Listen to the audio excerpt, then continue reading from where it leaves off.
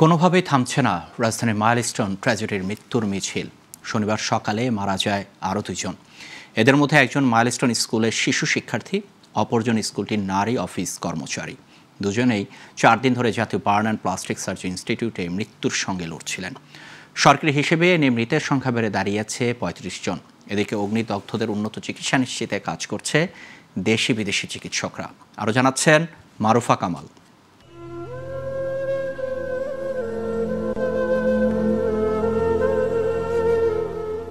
হৃদয় বিদারক এই দৃশ্য জাতীয় বার্ন ইনস্টিটিউটের সামনে। প্রিয় সন্তানের নিথর দেহ নিয়ে যাচ্ছেন মা বাবা ও স্বজনরা।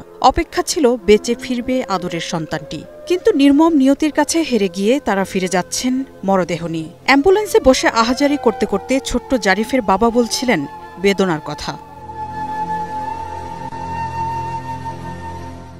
প্রথম রাতটা আমরা ঢাকা মেডিকেল রাখছিলাম, ওইখান থেকে সেই দিনই রাতেই ওর অবস্থার অবনতি হয়। পরের দিন সকালবেলা মানে 22 তারিখে সকালে আমরা এই বার্ন ইনস্টিটিউটে আমরা নিয়ে আসি।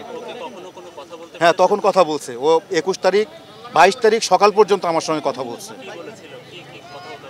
কথার মধ্যে একটা সময় ওর ওই ঘর মানে এই দুর্ঘটনার বর্ণনা দিতে গিয়ে ওরা 4 বন্ধু খুব ক্লোজ। হ্যাঁ, এই যে মাহতাব, আয়ান, জারিফ আর আয়মান।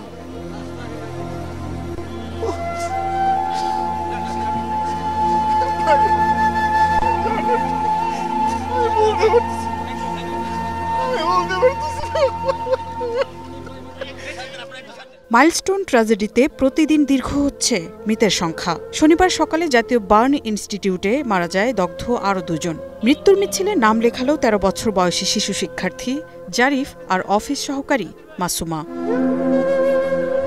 এ নিয়ে সরকারি হিসেবে মারা গেলেন 35 জন। আর ঢাকা মেডিকেল কলেজ হাসপাতাল, জাতীয় বার্ন ইনস্টিটিউট সহ ঢাকার 4টি হাসপাতালে চিকিৎসাধীন আছেন আরও কমপক্ষে 48 জন।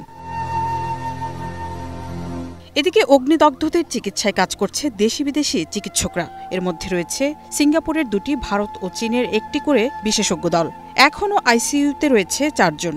9 জনের অবস্থা সংকটাপন্ন এবং চিকিৎসা নিয়ে হাসপাতাল ছেড়েছেন 2 শিক্ষার্থী। Marufa Kamal, global television, Dhaka.